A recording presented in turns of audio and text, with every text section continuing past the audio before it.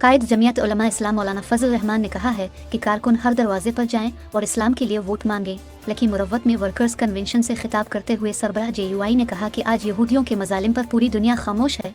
यहूदियों के एजेंडे का पहले रूस से मुकाबला किया और उसे चारों शाने चित कर दिया। उन्होंने कहा कि वोट की पर्ची यहूदियों के खिलाफ जिहाद है और अल्लाह ने हमें इस जिहाद का मौका दिया है।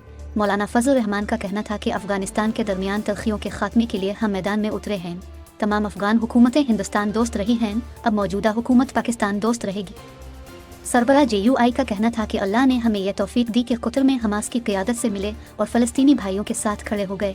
उनका कहना था कि दुनिया में कोई भी अमेरिका को नाराज़ नहीं करना चाहता, लेकिन हम परवाह न करते हुए इसके खिलाफ गए।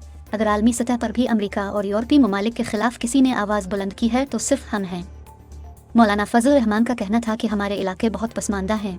जमीयत को 2002 में एक मौका मिला था। मैं चैलेंज करता हूँ कि जितने तरक्याती काम हमने किराए किसी ने नहीं किए। उन्होंने कहा कि हमारी असेंबलियाँ ऐसे लोगों से भरी होती हैं जो इस्लाम के खिलाफ कवानीन बनाते हैं। हमने पार्लियामेंट में हमेशा ऐसे लोगों का रास्ता रोका है। मौलाना फजल रहमान ने कहा कि आवाम का मुफ्त इलाज हमारा मंशूर है। खैबर पख्तूनख्वा के ज़िला में मियारी हस्पताल कायम करेंगे। कारकुन एक एक दरवाजे पर जाएं और इस्लाम के लिए वोट मांगें।